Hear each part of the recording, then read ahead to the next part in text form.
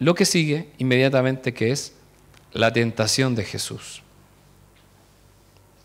Si usted se da cuenta, estos acontecimientos fueron claves para el inicio del ministerio de Jesús. ¿Qué hizo primero Jesús? Se bautizó. Inmediatamente después, ¿qué es lo que sucedió? Fue tentado. Inmediatamente. Muchas veces vamos a tomar una decisión por Cristo, muchas veces vamos a tomar un paso de fe. ¿Y qué es lo que va a venir de forma inmediata? La tentación, la prueba. Y eso es lo que vamos a ver. Entonces ahí vemos a un Jesús renacentista, ¿cierto? Siendo tentado por el diablo. Inmediatamente después del bautismo de Jesús, la Biblia relata que fue llevado por el Espíritu al desierto para ser tentado. Eso es lo que dice Mateo 4:1 y lo vamos a leer para que no quede dudas, porque literalmente dice eso. Dice que Jesús fue llevado al desierto. Dice Mateo 4:1, tengo la versión NTV, luego el Espíritu llevó a Jesús al desierto para que allí lo tentara el diablo. El Espíritu dice que llevó a Jesús al desierto. No dice que lo invitó. Jesús, ¿qué te parece si vamos a dar una vuelta al desierto? Dice que lo llevó, no se lo pidió. Jesús fue conducido al desierto para ser tentado. No era algo que Jesús pudiera elegir. Usted y yo no elegimos ser tentados. Simplemente lo tenemos que pasar, lo tenemos que atravesar. Tenemos que ser tentados. Es parte de la vida. Es parte de la vida que los niños estén en casa y luego pasen al jardín o al colegio. Es parte de la vida. Y es parte de la vida que dentro de clases ellos tengan que pasar al pizarrón. A nadie le gustaría pasar al pizarrón. En mi época todavía estaban las pizarras con tiza, esas negras, y yo mojaba, empapaba la tiza con sudor para resolver un ejercicio matemático que era terrorífico para un niño. Y así tantas cosas que tenemos que ir pasando. Los que quieren aprender a conducir, ¿qué tienen que hacer? Pasar algo terrible. Subirse al lado del chofer, ¿sí? Encender y esa cosa se empieza a mover increíblemente. Y luego pasar un examen y todo tiene que ver con un nerviosismo. Pero si se da cuenta, cada prueba, si usted la pasa, le va dando confianza, le va dando seguridad. ¿Cómo es esto posible sabiendo lo que dice Santiago 1.13? ¿Usted ha leído Santiago 1.13? ¿Y lo vamos a leer? Santiago 1.13.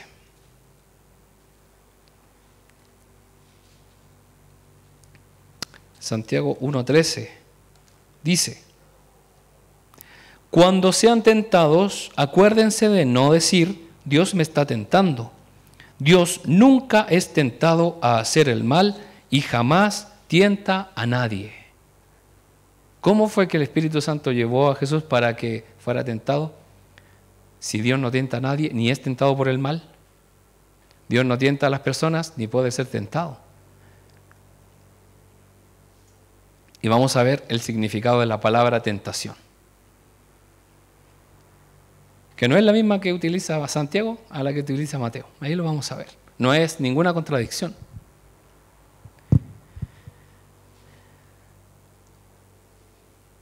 El uso de la palabra tentar. Aquí tenemos los dos significados.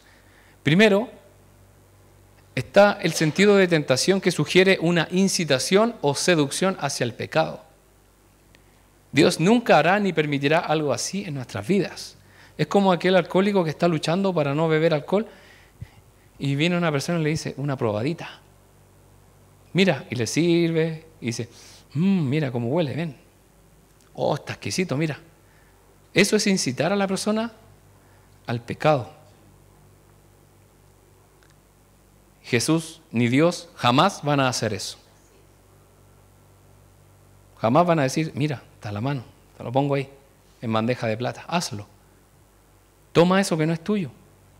Si total, nadie se va a dar cuenta que falta un lápiz en la oficina. o a un artículo. O saca esto nomás, no importa. Después veis si lo devolví o no sé. Y así tantas cosas. Por otro lado, está el otro significado, que está la tentación, que tiene el significado de ser probado. En este sentido, o pasar por un examen de prueba moral.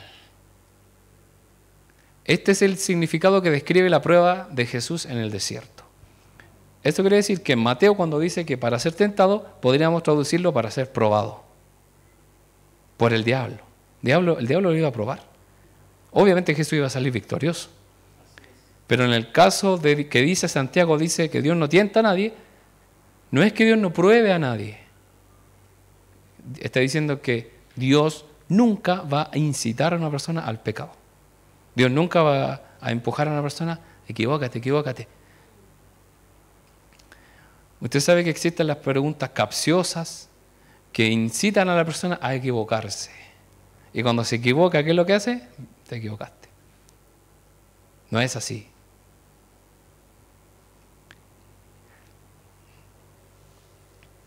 ¿Y entonces está claro?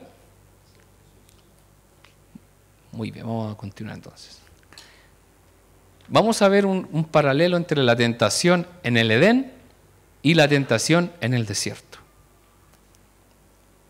Tanto Adán y Eva como Jesús fueron tentados por la misma persona, Satanás. Tanto Adán como Jesús fueron tentados, en ambos existen similitudes y diferencias. Primero, ambos fueron tentados no solo por causa de sí mismos, sino en lugar de los demás. Adán representa a la humanidad, su caída fue nuestra caída. Jesús representa a la nueva humanidad al enfrentar el fuego de la tentación y vencer. Adán es nuestro representante porque es el primer ser humano y de ahí descendemos nosotros. Y si él se equivocó, nosotros también nos equivocamos. Y no podemos ser tan ilusos de pensar de que si nosotros hubiésemos estado en esa posición, hubiésemos estado todavía en el Edén. No, todos nos hubiésemos equivocado y quizás peor. Pero también Jesús, ¿quién representa? La nueva humanidad. No es que seamos de otra raza, sino que se refiere a un nuevo nacimiento espiritual. Segundo, la tentación de Adán ocurrió en un lugar idílico, lleno de vegetación. Era un paraíso, mientras que Jesús solo veía un montón de rocas, arañas, serpientes, escorpiones y aves rapaces. Así era el desierto que se encuentra en la cercanía de Jerusalén, o de Israel en ese sentido. Estos son los animales que hay. Yo investigué y estos son los animales que hay. ¿Le gustaría pasar una noche en ese lugar? Nos dice que Jesús fue a la tienda Doite y compró un kit completo de supervivencia con una carpa de campaña y llevó dotaciones, llevó tarritos de atún y todo. Jesús fue llevado, fue así nomás. ¿Y usted sabe lo que ocurre en el desierto? Hay temperaturas extremas. En el día un calor terrible y en la noche un frío terrible. ¿Cómo soportó el Señor Jesús? Obviamente buscando la presencia del Señor, orando. Quizás algunos eruditos dicen que quizás porque es una zona montañosa, lo más probable es que Jesús se haya refugiado en una cueva. Pero aún así, una cueva es bastante rústico y difícil de vivir. Pero lo más difícil era que Jesús no comió nada. 40 días, 40 noches, más de un mes, qué terrible. Mientras que Adán estaba en un lugar precioso. Psicológicamente es distinto. Todo está en contra de Jesús, mientras que acá está todo a favor, ¿o no? Como tercer punto de esta comparación, Jesús soportó en soledad en la peor situación de ansiedad humana. Adán fue probado mientras disfrutaba de la compañía de su esposa y de Dios mismo. Ellos estaban relajados. Eva fue tentada, Adán fue tentado, estaban juntos, podrían haber dicho, ¿sabes qué? Hagamos otra cosa. ¿Por qué no le vamos a preguntar a Dios mejor? Si está aquí mismo. Adán tenía una relación estrecha con Dios porque ellos sentían cuando Dios se acercaba. Dice que lo veían caminando cerca. No sabemos si Dios se presentara en una forma humana para que ellos lo vieran o no, pero era una relación cercana. El punto 4 es que Adán enfrentó a Satanás con el estómago lleno y su apetito saciado, y le ofrecieron una fruta como de postre. Adán no tenía hambre, Eva no tenía hambre. Dice que Eva había caminado por un prado y le dio hambre y apareció la serpiente. ¿Dice eso? Ella estaba... Él cedió a la tentación de obtener un manjar más. O sea, ¿ha encontrado usted que usted está saciado, ha comido de todo y aún así ve algo rico y ¿qué le hace el agua al pescado? Ven para acá. Sobre todo cuando vamos a algún lugar donde hay postre o algo rico, pongámosle si total, esto no pasa siempre. No siempre tenemos esta oportunidad, así como, sobre todo en los matrimonios, uno se desborda, ¿cierto? Y siempre está la tentación de decir algo más. Como la gente que administra recursos de otros lugares, de otras personas que no son de ellos, y dice, unos billetitos más, y así va avanzando hasta llegar a millones de dólares. Jesús, mientras tanto, fue tentado después de un ayuno de 40 días. Dice la Biblia que pasando 40 días tuvo hambre y fue tentado. Ahí fue. No estuvo los 40 días siendo tentado, sino que cuando tuvo hambre, en el momento más débil, cuando cada fibra de su cuerpo pedía comida a gritos, en el peor momento llegó Satanás. ¿Se da cuenta que era injusta la balanza? Pero podríamos decir, era el Hijo de Dios, pero estaba encarnado en un ser humano como nosotros. No tenía Jesús, sí tenía poder, pero Él no los usó en su beneficio propio. ¿Se da cuenta la gran diferencia? Y usted y yo, hermanos, no podemos decir que somos tentados como Jesús. Ninguno de nosotros. Más bien somos tentados como Adán y Eva, llenos de regalías.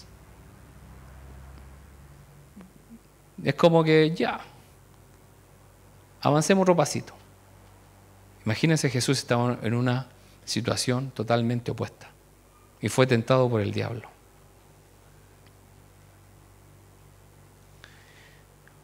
Nunca se trató sobre la comida. La cuestión de fondo en ambas tentaciones no era sobre comer una fruta en específico o convertir las piedras en pan. Ese no era el problema. El asunto no era creer en Dios, sino creerle a Dios. Porque ambos sabían que Dios existía, ¿no? Adán y Eva sabían que Dios existía, obvio, lo veían siempre. Jesús sabía que Dios existía, sí, era su Padre. Entonces no se trataba de creer en Dios o no. Se trataba de creerle a Dios, a la promesa de Dios. La prueba se centraba en creerle a Dios cuando se precisaba, en el momento de mayor necesidad o en un momento de duda. Eva enfrentó valientemente la tentación. Si usted se fija en el relato, no lo vamos a ver ahora, pero ella nota el error de la serpiente cuando dice, ¿acaso Dios les dijo que no comieran de ningún árbol? Y Eva le dice, no, eso es mentira. Dios nos dijo que sí podíamos comer de todo, menos de ese. Ella valientemente notó de inmediato el error de la serpiente y se lo hizo saber. Pero lo que ella no sabía, es que estaba todo fríamente calculado por el Satanás, fue justamente esa respuesta lo que dio paso a la intención secreta de la serpiente, lo que venía después. La mentira. ¿Y cuál fue la primera mentira que se dijo en la Biblia? Está escrito, no morirán. No, lo que Dios dijo no es verdad. Y eso fue ¿le creemos a la serpiente o le creemos a Dios?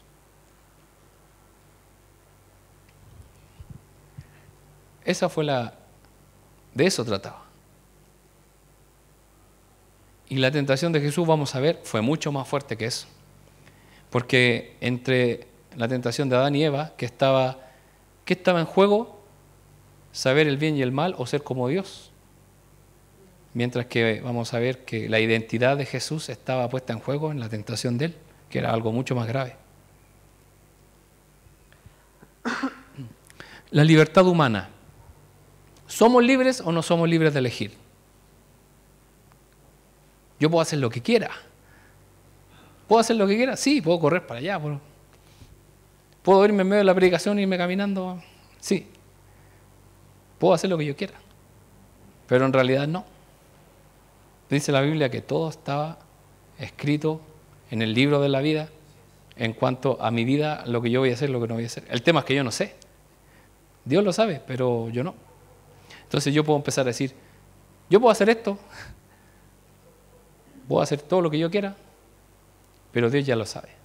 Está todo, no podemos hacer nada sin que Dios no lo sepa. El filósofo francés Jean-Paul Sartre desarrolló esta idea que planteó la serpiente a Eva. Y esta idea está ahí en azul. Si el hombre no es totalmente libre, si no disfruta de autonomía, no es realmente libre en absoluto. A menos que la libertad sea absoluta, no es más que una ilusión, una fachada que esconde la realidad de la servidumbre. Este hombre está diciendo que si el hombre no puede hacer lo que realmente quiera, no es libre, sino es un esclavo. Pero esto obviamente es una exageración. Porque Dios le dio libertad a Adán y Eva para que eligieran hacer lo que quisieran. Solo les puso una condición. Y es bueno que tengamos condiciones, porque el ser humano no se sabe medir. Y lo vemos en los niños, en los jóvenes y en los adultos. Hay gente que no se sabe medir. No, hay gente que todavía se equivoca en reglas de protocolos. Y entonces uno tiene que decir, oye, no haga esto. Oiga, no haga esto otro. Y así. Se puede entender de la siguiente forma. Si siempre le decimos que sí a todas las peticiones de nuestros hijos 15 veces seguidas, usted le dice sí, sí, sí, sí, y luego rompemos la racha con un no, la respuesta es inmediata. Ellos dirán, nunca me dejas hacer nada. ¿Se da cuenta que es una exageración? Dios prohibió comer de ese fruto, puede haber sido cualquiera, pero es la prohibición. Y Adán y Eva, Dios nos prohíbe hacer todo. ¿Qué es lo que tomó la serpiente? Que le dijo, ¿acaso Dios les prohibió comer de todos los árboles? Y eso no es así. La gente que no cree en Dios cree que los hijos de Dios estamos limitados a reglas, a prohibiciones, y que somos aburridos, no podemos hacer esto, no podemos hacer esto otro. Y esa es una forma muy cerrada, muy corta de ver el Evangelio. Y además nosotros por amor decidimos obedecer al Señor, no porque nos estén prohibiendo hacer esto otro. Yo le puedo decir, hermano, usted no déjese de emborracharse, pero hermano, si quiere va a seguir haciéndolo. Pero él por amor a Dios puede evitar hacerlo y lo va a empezar a hacer de a poco. O de forma drástica. Cada uno tiene un proceso delante del Señor. Hay gente que deja de forma drástica el pecado y otros que van de a poco. Y así. En Génesis 3, 4 al 5, vamos a leer ahí Génesis 3.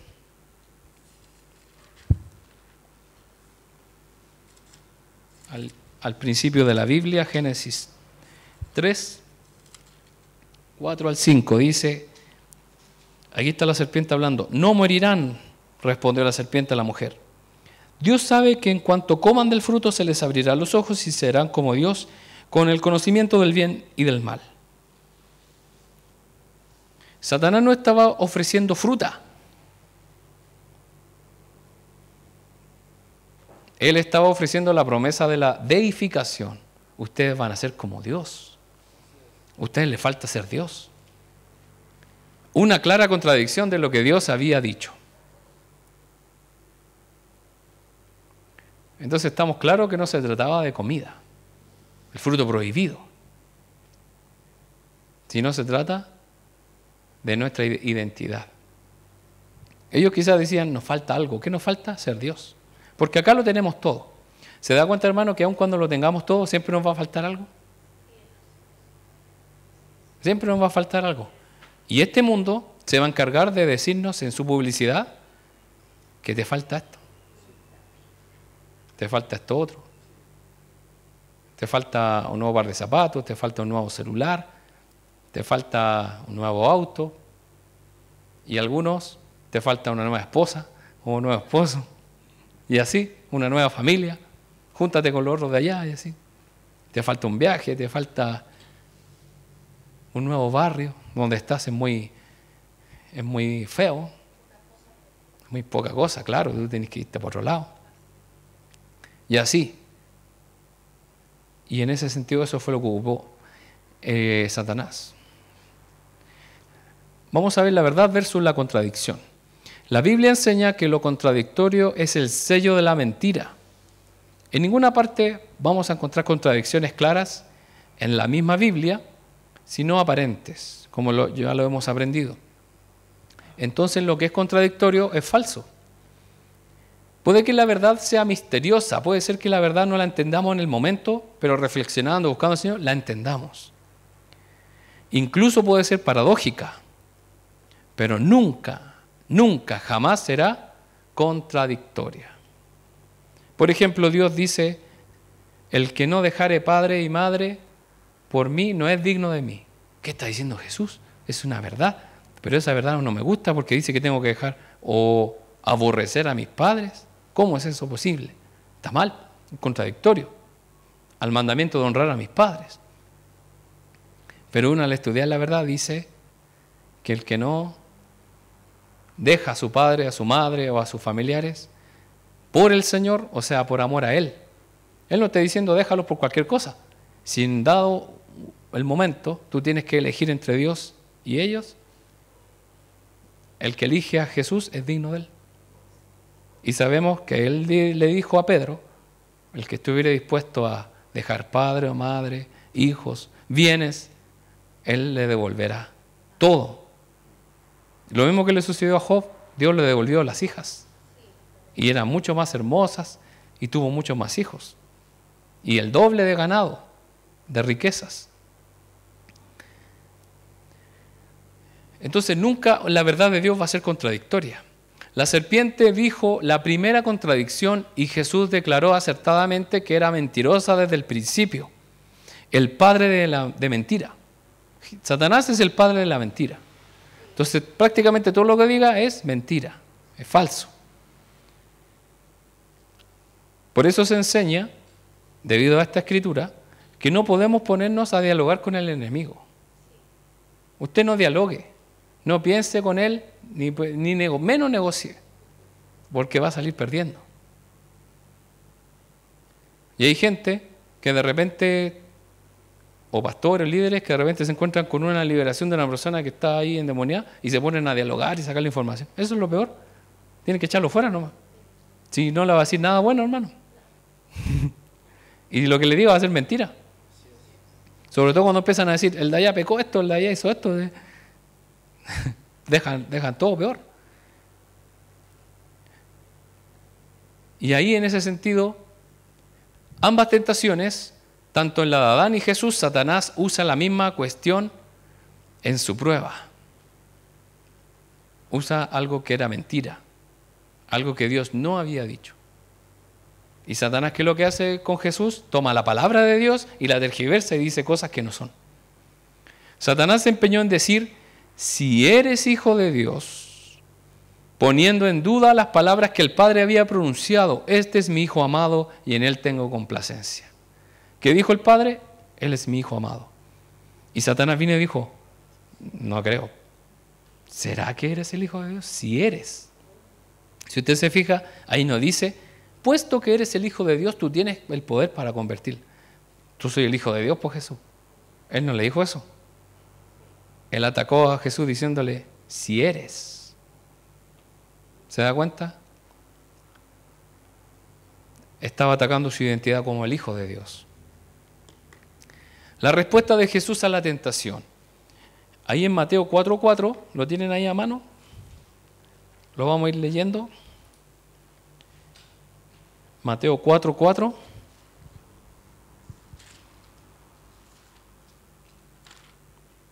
Hermana Cristina, ¿lo tiene? Ya, ¿lo puede leer, por favor?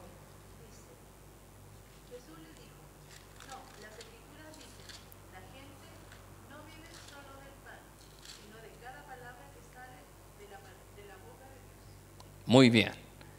Las escrituras dicen que la gente no vive solo del pan, sino de la palabra de Dios.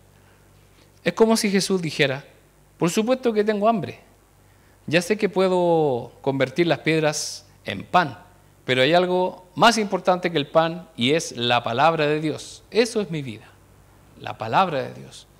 Jesús se había estado alimentando de la palabra de Dios 40 días, pero su cuerpo en un momento necesitó alimento físico. Entonces, lo que está diciendo Jesús es responderle con la palabra de Dios. Y Él lo puede hacer, pero lo mejor es la palabra de Dios. Versículos 6 y 7. Por acá, Valentina. Y dijo, si eres el Hijo de Dios, tírate, pues las escrituras dicen, Él ordenará a sus ángeles que te protejan y te sostendrá con tus manos, para que ni siquiera te lastimes el pie con una piedra. Jesús le respondió, las escrituras también dicen, no pondrás a prueba al Señor tu Dios. Muy bien. Aquí recuerden que Satanás, cuando le dijo que convierta las piedras en pan, llevó a Jesús al pináculo y le dijo, tírate. Y ahí Jesús le respondió, no pondrás a prueba al Señor. Jesús respondió a la Escritura porque Satanás le dijo, tírate, pues si Dios dice la Biblia que va a mandar a sus ángeles y no vas a dejar que te tropieces con una piedra ni que te lastimes. ¿Era verdad esa palabra? Sí. No importa que la dijera Satanás, pero era verdad. El tema es que la estaba usando para atentar a Jesús. Jesús respondió a la Escritura con la Escritura, recordándole a Satanás que la Biblia prohíbe tentar a Dios. Jesús le dijo, tu hermenéutica es mediocre. Yo sé que el Padre me ha prometido enviar a sus ángeles a cuidarme. No necesito tirarme para comprobarlo. ¿Jesús y Dios nos protege a nosotros? Entonces, hermano, no se cruce frente a una micro para ver si la micro queda toda doblada y a usted no le pasa nada. Obviamente que puede ser que se haga un milagro, como también puede ser que estemos en la presencia del Señor y el Señor le dijo, ¿por qué hiciste eso? No tenías por qué comprobarlo. No era necesario. Entonces tenemos que ver, de acuerdo, en este caso Satanás tergiversó la palabra y la está usando de mala manera. Y Jesús dice, así no se debe utilizar la palabra. Lo que tú estás haciendo es pecar y estás tentando al Señor. Versículos 9 y 10, por acá por este lado, hermana Olga. Le dijo, todo esto te daré si por ti me adorares. Entonces Jesús le dijo, vete Satanás, porque escrito está, al Señor tu Dios adorarás y a Él solo servirás. Muy bien. Luego lo llevó a un lugar donde estaban todos los reinos del mundo. Y él le dijo, si tú te arrodillas delante de mí, yo te lo voy a dar. Te voy a dar todo esto. Y ahí Jesús, ¿qué le respondió? Vete. Porque las Escrituras dicen que debes adorar a Dios. Y solo servirlo a Él. En ese momento, cuando en la tercera parte de la tentación, ellos estaban solos, en un lugar oculto. Se dice que estaban en una altura, en un lugar donde ellos podían ver los reinos del mundo. También pueden ser no solamente los reinos de ese momento, sino también los reinos de la humanidad, hasta el día de hoy.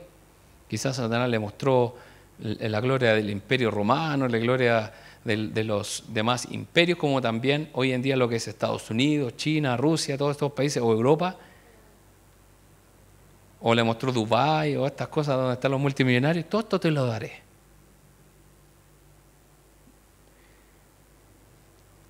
Estaban solos, Solo se requería una flexión de rodilla. ¿Nadie me está mirando? Aquí, rapidito. Nadie se da cuenta. Jesús arrodillate pero Satanás estaba grabando para después publicarlo.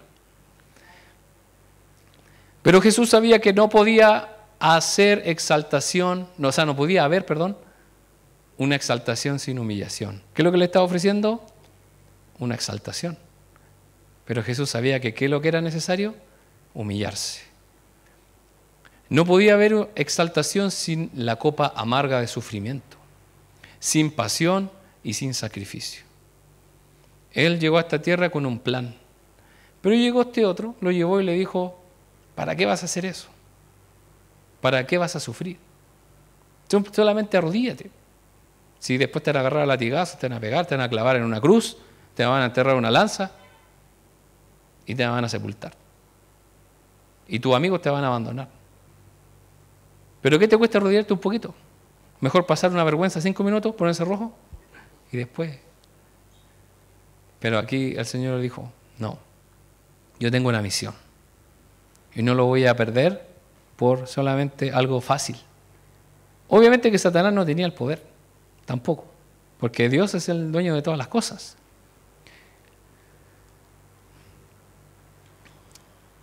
Como conclusión, Jesús le creyó a Dios.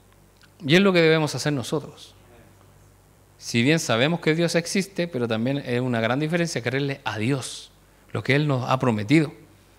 Así que Satanás se alejó de Él. Desde donde Adán fracasó, ¿qué es lo que hizo Jesús? Triunfó.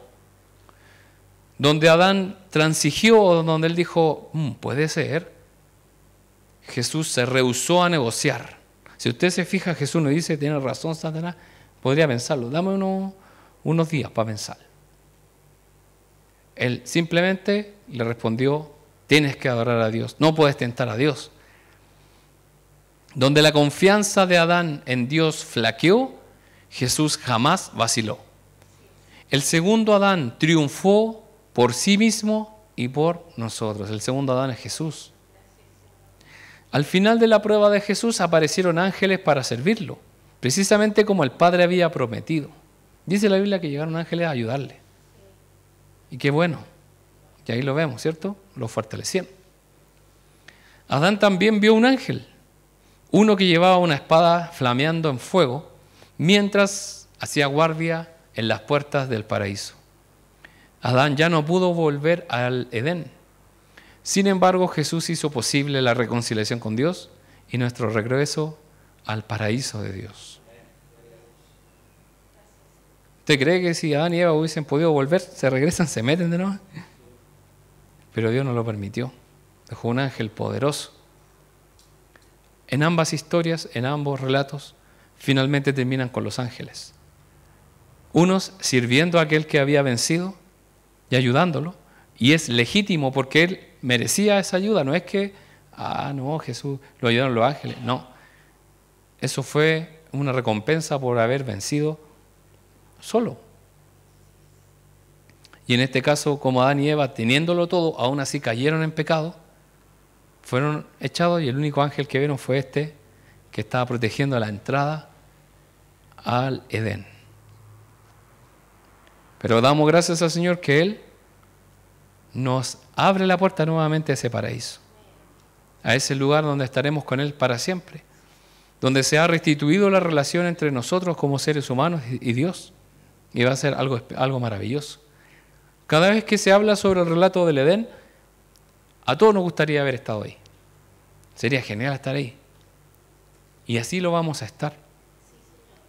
Vamos a estar en un lugar mucho mejor que ese, porque vamos a estar para siempre. Quizás el Edén estuvo por un tiempo limitado, porque obviamente Dios sabía todo. Hay gente que todavía se esmera por encontrar el Edén, y puede ser que el Edén terminó su función y se marchitó, o se secó, no lo sabemos, o Dios lo retiró, o era en otro lugar, no lo sabemos. Muchas hipótesis. Pero sabemos que hay una tierra, una nueva Jerusalén, un reino celestial donde estaremos con el Señor. Y esa es la promesa que el Señor nos ha dado, y debemos confiar y creerle a Él. Y en la dificultad, hermanos, las tentaciones, ¿qué debemos hacer? Usar la palabra de Dios y afirmarnos en lo que Él nos ha dicho. No en lo que parece. En una de esas Jesús o Dios no me está acompañando, no importa. Debemos confiar en el Señor y hacer lo que Él quiere en nuestras vidas. Les invito, hermanos, que oremos.